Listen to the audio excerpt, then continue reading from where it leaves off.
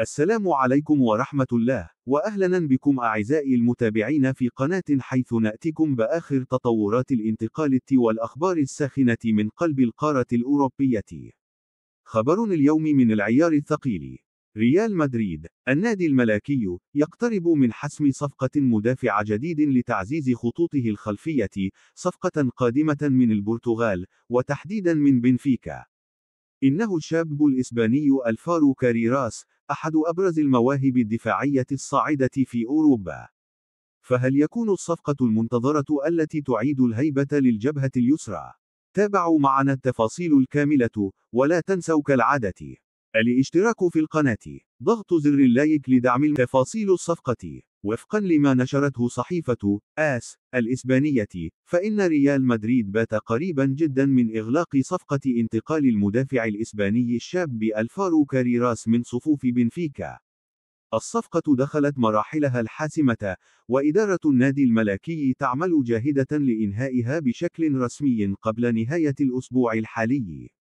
وفي حال تم التوصل إلى اتفاق كامل، من المتوقع أن يخضع اللاعب للفحوصات الطبية الرسمية في مدريد يوم الاثنين المقبل كحد أقصى. كاريراس، الذي يلعب في مركز الظهير الأيسر، أثبت نفسه كلاعب واعد يتمتع بسرعة كبيرة، وتمركز ممتاز، وقدرة على صناعة الفارق هجوميا ودفاعيا.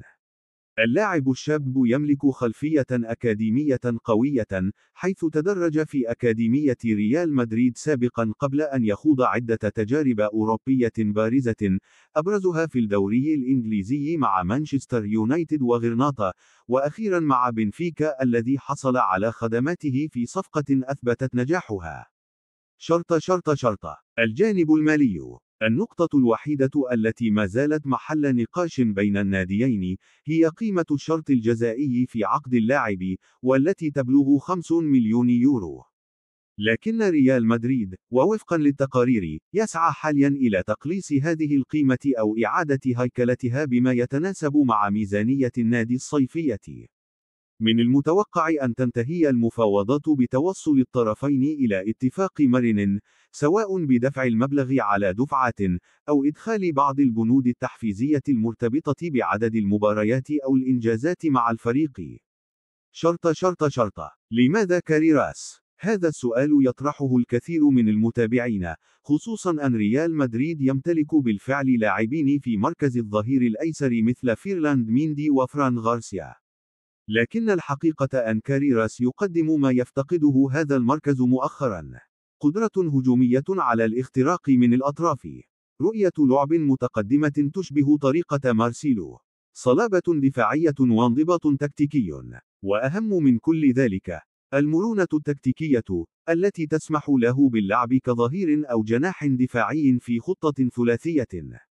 وهذه المواصفات دفعت إدارة فلورنتينو بيريز للمراهنة عليه، خاصة في ظل تذبذب مستوى ميندي وغياب البديل الحقيقي منذ رحيل مارسيل. شرط الخلفية الفنية للاعب.